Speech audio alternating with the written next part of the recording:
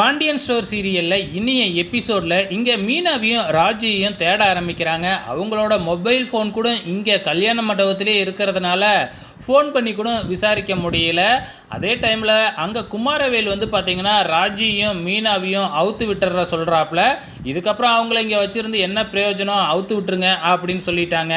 So இப்போ அந்த 3 பேரும் வந்து பார்த்திங்கன்னா மீனாவையும் ராஜியையும் அவுத்து விட முயற்சி பண்ணும் பொழுது கரெக்டாக அவுத்த உடனே அவங்க 3 பேத்தையும் வளைச்சி பிடிச்சிட்றாங்க. இவங்க 2 பேரும் வளைச்சி பிடிச்சது மட்டும் இல்லாமல் எங்களை எதுக்காக நீங்கள் கடத்துனீங்க, நீங்களாம் யார் அப்படின்னு கேட்டுக்கிட்டு இருக்கிறாங்க.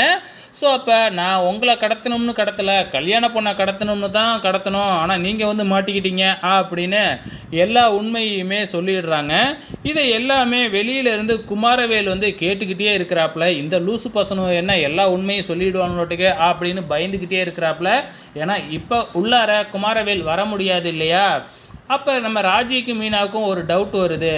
ஏற்கனவே வந்து பார்த்திங்கன்னா பொண்ணு கொடுக்கணும்னு சொல்லி கல்யாண பொண்ணு வீட்டிலேருந்து பிரச்சனை பண்ணாங்களே, ஒரு வேளை அந்த கோஷ்டியாக தான் இருக்குமோ, இருறா அவங்கள போலீஸ் ஸ்டேஷன் அழைச்சிக்கிட்டு போகிறேன் அப்படின்னு சும்மா காலரை பிடிச்சிக்கிட்டு இழுக்கிறாங்க.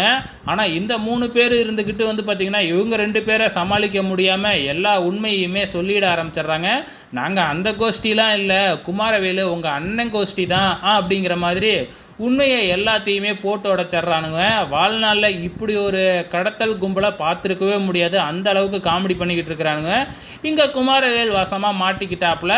சொல்லிவிட்டு அவங்க 3 பேரும் ஓடிடுறாங்க. நம்ம குமாரவேல் என்ன பண்ண போகிறாருன்னு தெரியல. ஸோ இப்போ ராஜியும் மீனாவும் வெளியில் வர்றப்ப குமாரவேல் தான் நிற்கிறாங்க.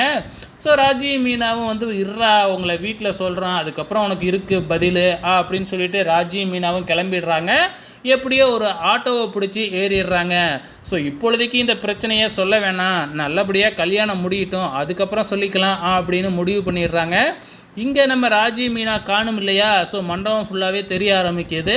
இங்கே தங்கமயிலோட அம்மா வேணும்னே கிண்டலுக்கு வந்து பார்த்திங்கன்னா அவங்க 2 பேருமே ஓடி வந்தவங்க தானே, ஒரு வேளை ஓடி போயிட்டாங்களோ அப்படின்னு சொன்ன உடனே அது வரைக்கும் அமைதியாக இருந்த குழலி சுமார் லெஃப்ட் அண்ட் ரைட்டு வாங்கிடுறாங்க. நீங்கள் எப்படி அப்படி பேசலாம் என் தம்பி பொண்டாட்டிக்கல அப்படின்னு நம்ம ராஜி மீனாவுக்கும் குழலி சப்போர்ட் பண்ணுறாங்க. இதை பார்த்து நம்ம பாண்டியனுக்கே ஆச்சரியமாக ஆயிடுச்சு. ஸோ அதே டைமில் இங்கே பிரச்சனைலாம் நடந்துக்கிட்டு இருக்கும் பொழுதே ஆட்டோவில் வந்து இறங்கி நம்ம ராஜியும் மீனாவும் உள்ளார வராங்க. வெயிட் பண்ணி பார்க்கலாம் நாளைக்கு என்ன காரணத்தை சொல்ல போகிறாங்கன்னு.